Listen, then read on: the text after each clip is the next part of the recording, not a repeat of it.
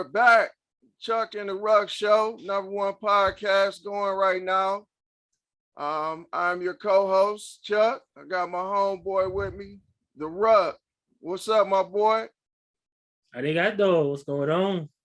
Oh yeah, it's a lot of news breaking, man. A lot of contracts being handed out. We got to iron this situation out, man. You know, I definitely want to see how you feel about to start off, Mr. Kyler Murray. 200 and what's that? 230.5 million, 5 years, 160 million guaranteed. Sheesh. Like my boy Chris Rock used to say, good Lord, that's a lot of money. Mm-hmm. But man, the craziest part about the situation, it's not even just the money. He is getting $100,000 more annually than Deshaun Watson. That makes him the second highest. That makes him the second highest paid quarterback annually in the league, second only to Aaron Rodgers by 0.1. That is wild, man. It is. Kyler, it's a great time. Let me correct that. It's a great time to be an average quarterback in the NFL. It kind of makes you wonder why our profession was the quarterback back in the day. I'm just waiting on Andrew Berry to hit me up now. I can go lace him up. You know, right? Give exactly. me a couple weeks of training camp, baby. I'm out there. But the question is though, was it worth it? And do you see him leading Arizona potentially to a Super Bowl berth within the 5 years of that contract? No. No, that's the short answer. No. I mean, the way I look at it, okay, Arizona, wasn't it Josh Rosen they drafted before him? Number 10 overall in 2018. Okay, so that's one first round pick. Then they got rid of him, spent their very first pick on Murray. The very next year. What else are they going to do? I mean, because honestly, like, you know, you just spent all that capital on these quarterbacks.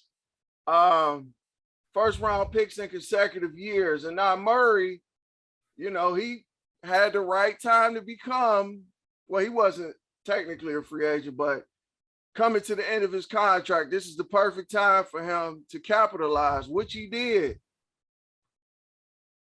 And man, I was just looking at some of these next gen stats, like, okay, he isn't the worst quarterback in the league. Like, I don't want to say that, but a lot of his stats is like middle of the road. So you gotta, you know, you just gotta wonder, like, what is Joe Burrow gonna get?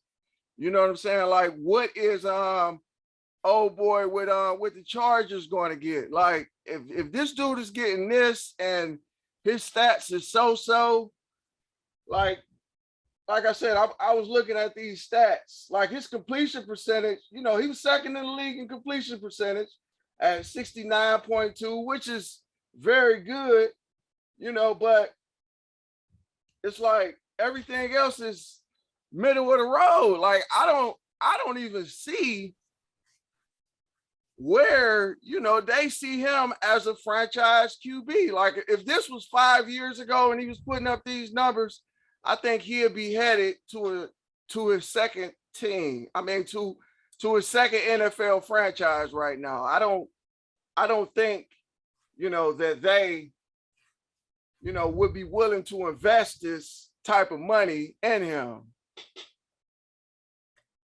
I think the thing with Murray is you hit the nail on the head. If this was almost 5-6 years ago, even further back, I don't even know if Kyler Murray will even be drafted #1 overall, considering like I'm just being honest here, like his physical structure, his physical stature, he's barely 6 foot. He's not even 6 foot, I don't think. Yes, he has a great arm. He's pretty accurate and everything, but he's not even 6 foot. Um, he's not physically built to be the typical quarterback that a lot of NFL teams that are structured to see. Case in point, like Justin Herbert.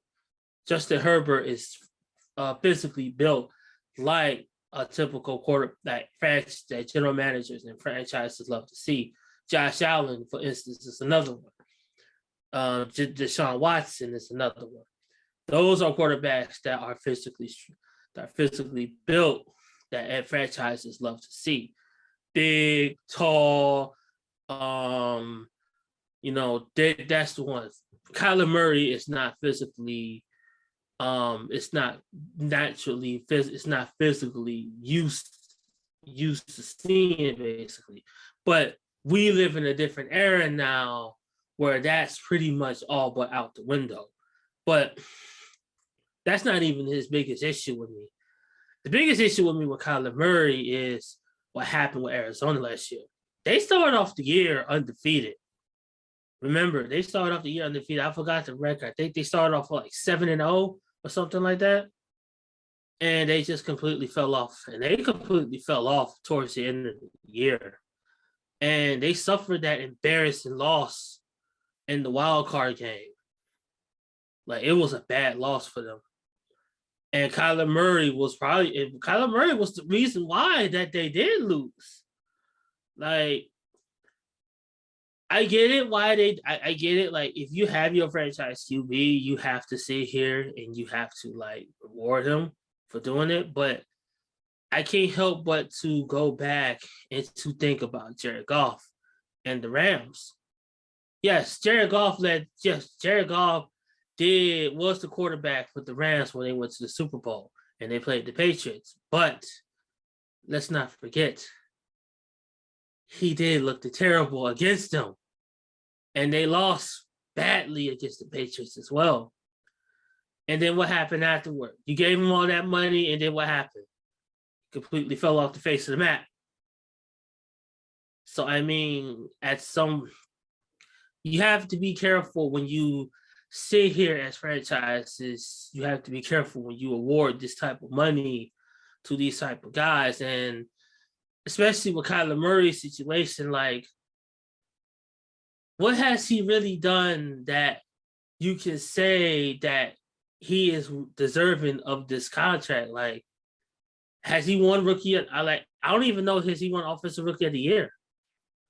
Like, has he been a Pro Bowl?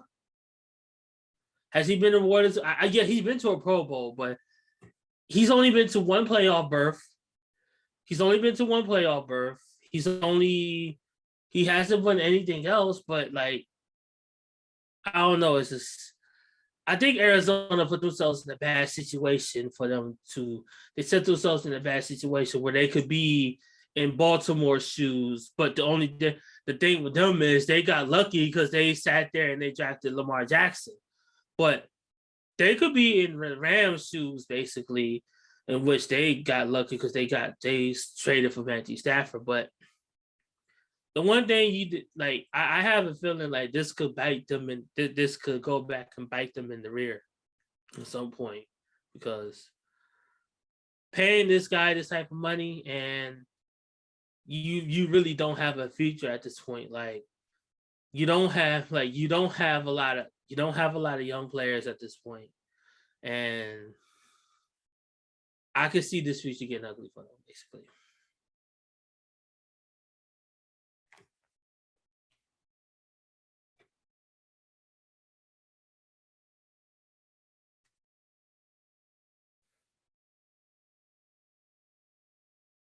Yeah, I'm just saying, like, but I'm just saying, like, going back to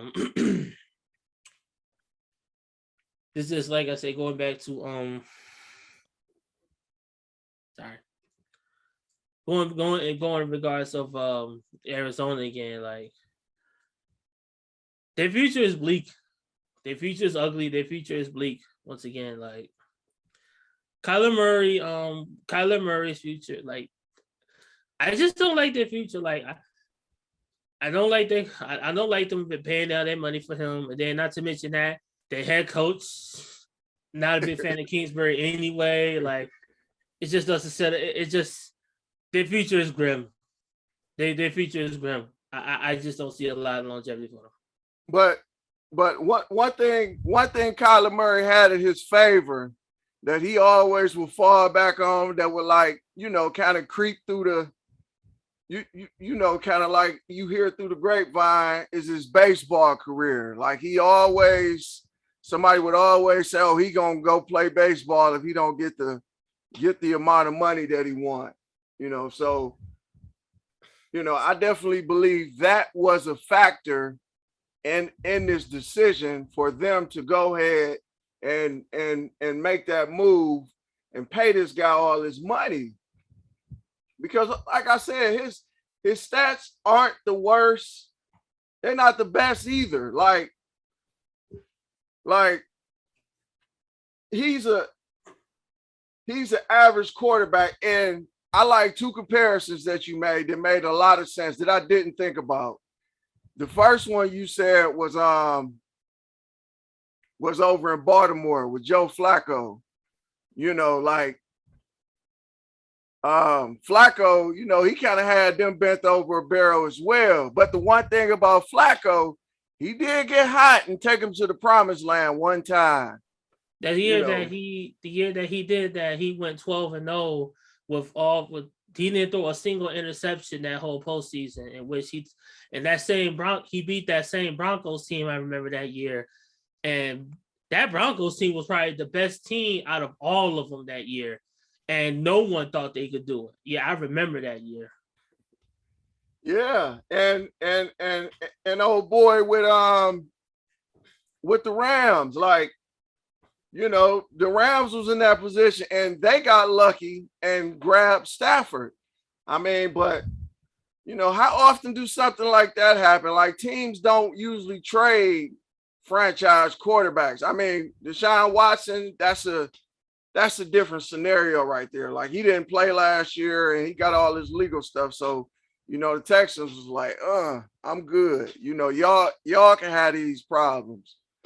But Kyler Murray, I mean, I ain't want to hate on what somebody got, but, like we do at this show, man, we keep it real, and right now, Arizona, they kind of cemented their place in the middle of the league. Like they're not going to get no better.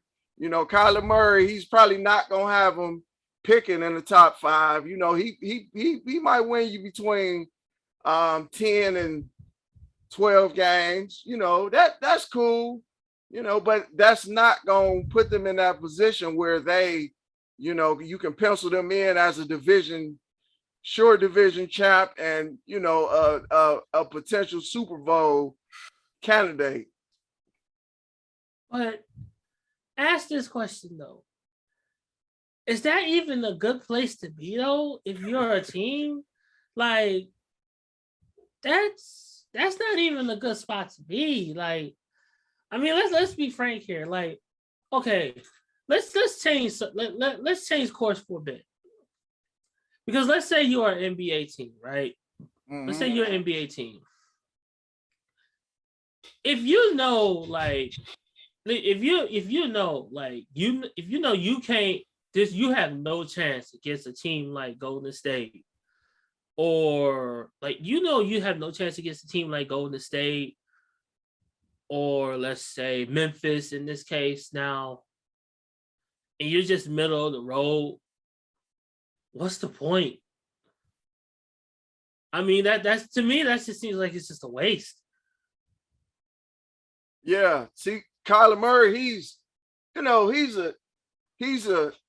a bolt of lightning. Like any given moment, he might break off a 40-yard touchdown run, or he might heave it down the field, catch a 70-yard pass. But in the middle, like, it's kind of like, man, unless he make a big play, we really can't count on him to be that consistent, 8 yards, 7 yards, 10 yards, 12. That's not going to happen with him. It's either home run or it's a strikeout, not to go back to the baseball reference, but it is what it is. But like you said, being in the middle of football, it's kind of like, like it's different ways to look at it. Like you don't want to be in the middle, you want to have that chance to elevate yourself, or you want to get as bad as the Browns did going 1-31, and you're able to really load up in the draft. You want either, you want to be great or you want to be terrible. But at the same time, you want to sell tickets. And Kyler Murray is going to do that. Like when you go to a game, like this guy got a chance to do something great. We might not win, but he might make an electric play that might make it worth even going. I guess that's the way to look at it. But I just look at, to me, if you know that, if you're trying to talk about fighting to win it all, to win for a championship, but you know that you can't because you see your competition. Like in this case, you look at them, you look at Arizona, and you clearly see who in the NFC, especially particularly in your own division. Like you look at the Rams, you know damn well you have no chance against the Rams at this point. Just know you have no chance against them. But that defense that they have with Jalen Ramsey and Aaron Donald, and the offensively what they have going against Matthew Stafford and Cooper Kupp, and now they basically have Allen Robinson on the opposite side of that. There's no chance in that. There's just really no chance. Yes, for ticket factor and for the marketing factor, yes, that makes all the sense in the world because now you have that for 5 years, and that's in your business is going to be booming. But if you think you have a competitive advantage against them, against the Rams, yeah, that's not happening. That's just not going to happen at all. No, I totally agree. But speaking of big contracts, your boy, the Beard, he got paid. I mean, I give him a little credit because he did take less than what he could have gotten. Which is what's his average now?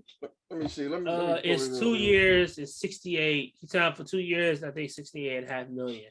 So basically, it was like 34 or some million a year, basically.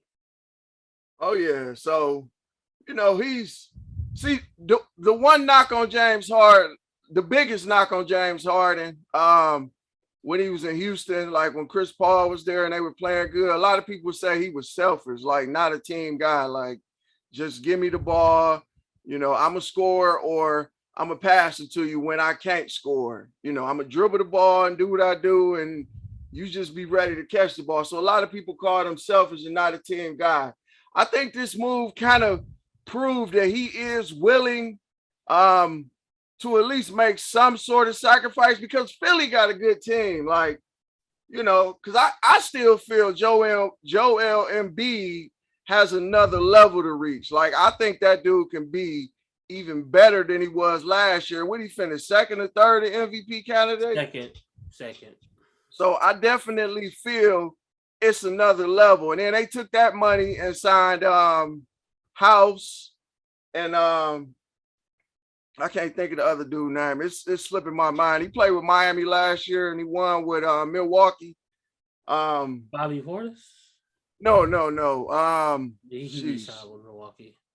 Yeah. Well, the guy I'm talking about, like he's a veteran. He's a really good spot up shooter in the corner.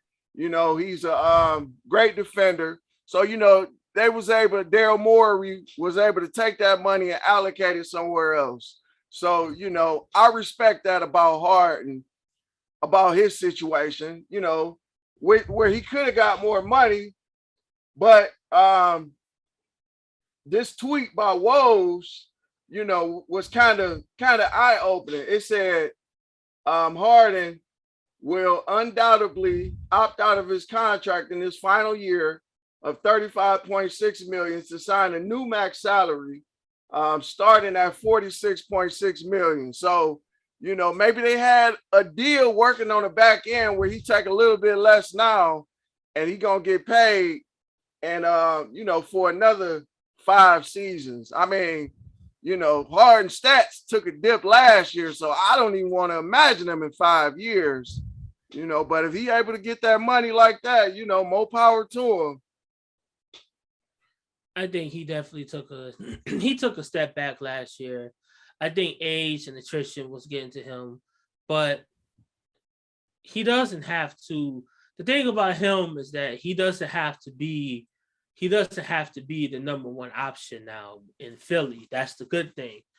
Because heck, in my opinion, he don't have to be the second option in Philly, to me, because Philly is an underrated team. Like we said, Joel Embiid stepped up this past season. He really became a true dominant factor, the likes of which I haven't seen a big man did in a very, very long time. That dude was unstoppable last year. Like, I remember watching him when we played them at one last year, and our bigs is very good. Like, we got very good defensive bigs, and what Embiid did against us, that was very impressive. Like, he ate Jared Allen and Evan Mobley for breakfast. Like, he just made them look like fools. So that was very impressive on his part. But if there's one thing though that I give the Sixers props for, is like, there's one dude that I have a lot of respect for on that team, and I think he is going to be a X factor and a difference maker on that squad. And I think that's going to be, Tyrese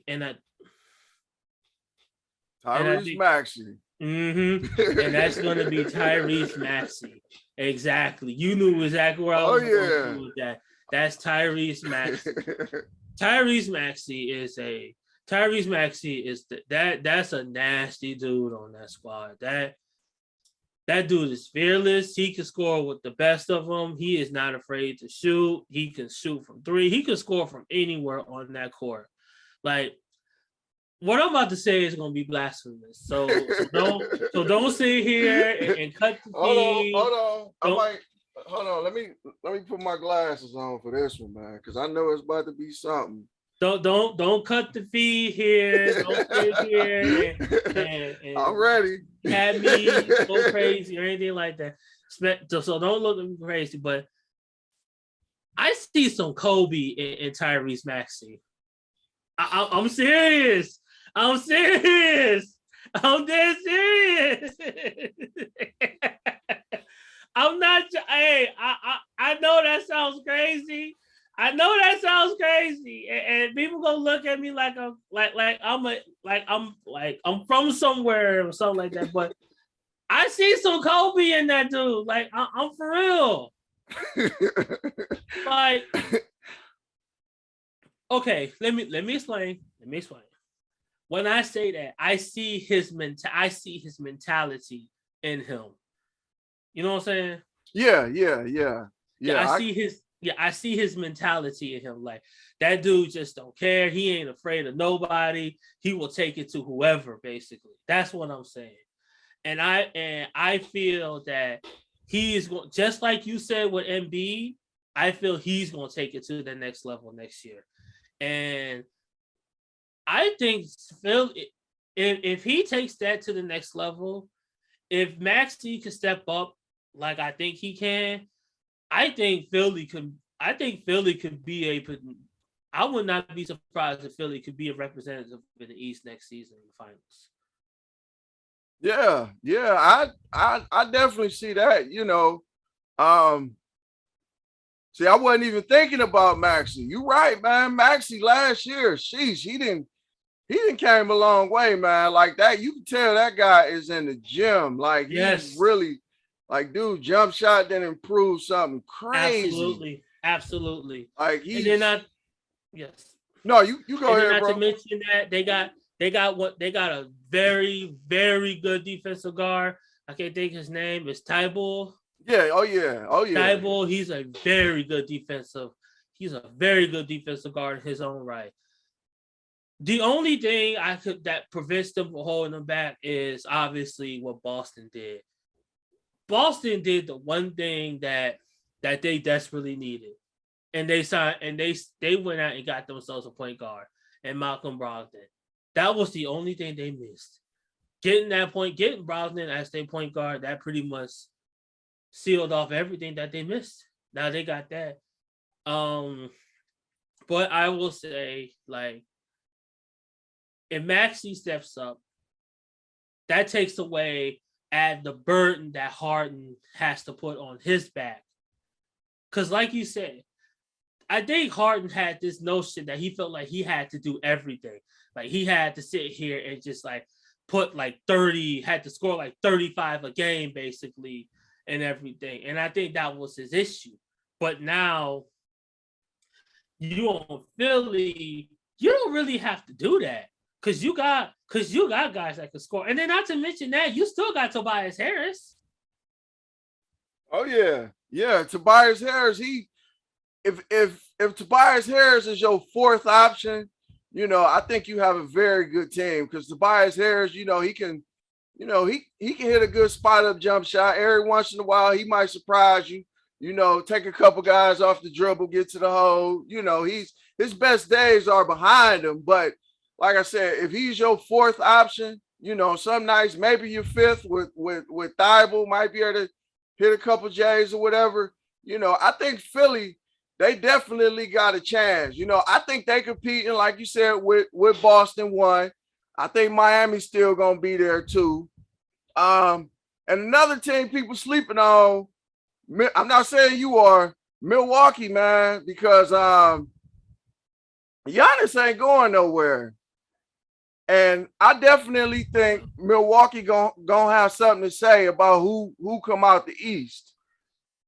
As long as their big three can stay healthy.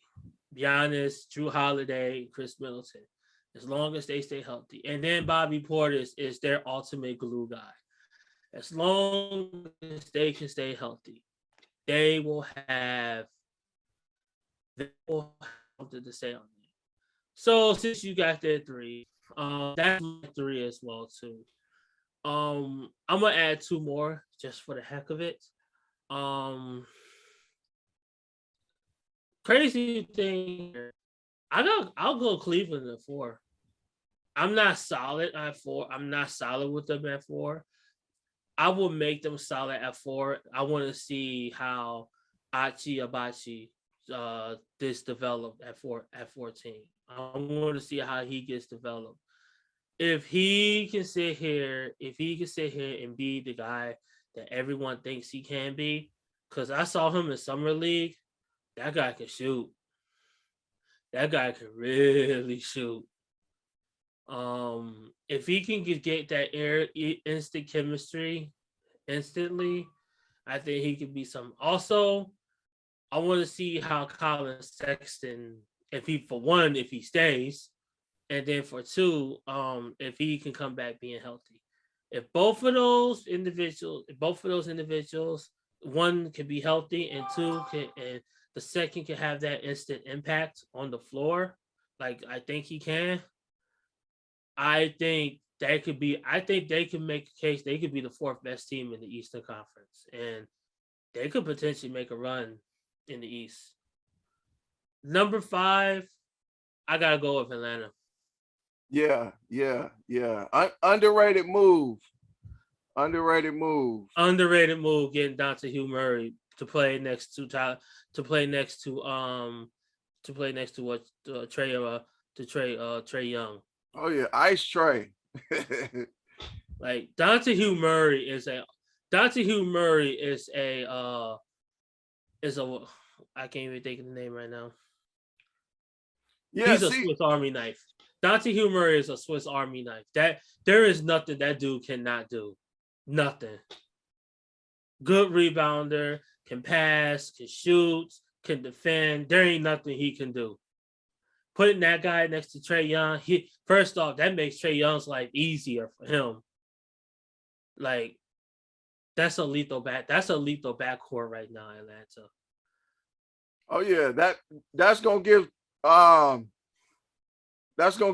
Trae more opportunities, to catch and shoot, so he ain't gonna have to sit and dribble and have all the defenses, zoned in on him. That's gonna kind of give him an opportunity, to kind of hide and play off some guys and and catch and shoot. You know what I'm saying? So right. I really like that move,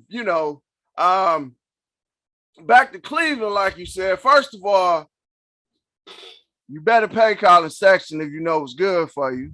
They need to pay him. And something else, man. I don't know. I kind of want to see. I want to see if Garland, if he's really going. I mean, I know he's gotten better, but I want to see if he's really going to step his game up to really become that elite point guard. I mean, I hope last year wasn't, just a mirage. Like, I want to see if Garland can really solidify himself, because if he can really solidify himself, and then you got Colin Sexton, whether he, first of all, if he stay or go, then they decide if he gonna come off the bench or score. But them two together, like two guys that can really handle the ball and get to the paint and dish it, the Cavs can be really lethal. Like, they got a real opportunity, and they got at least a puncher's chance to knock off them top 3-4 teams in the East. To add to your point, and to defend Garland a bit, Garland has grown better as each year went along. He's gotten better with his game each and every year. So I'm to defend him on that. But to add a footnote, I want to see Evan Mobley get better too this year. Like, to me, when I saw Evan Mobley, it seems like he tried to do a little bit of everything as a rookie.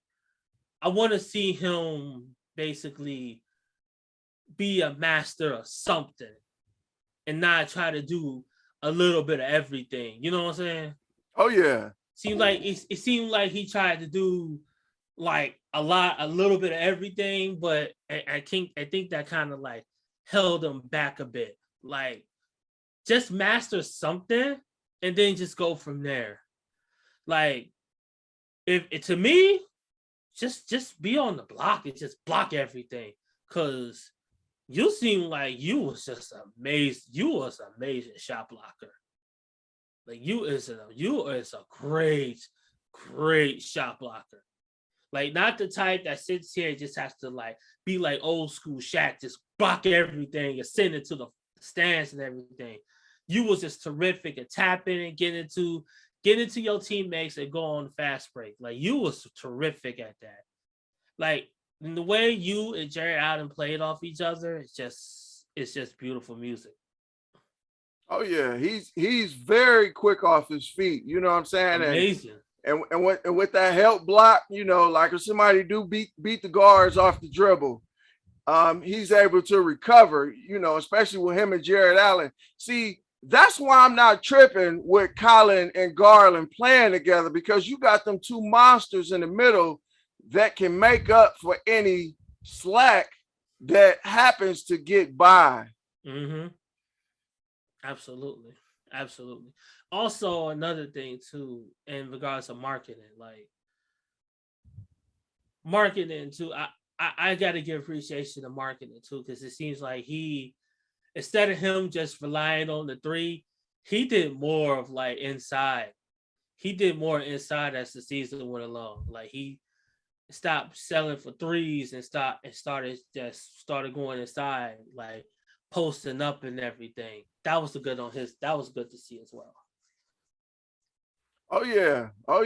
I definitely like marketing. I like that move. I want to see him stay in the lineup. I like that big lineup to complement, Garland and Sexton. But yeah, my boy, it's been real, man. It's been a lot of fun. I can't wait till we get back to it and do it again, man. Once again, this is the Chuck and Ruck Show, and we appreciate y'all for checking us out. And until next time. Peace to be.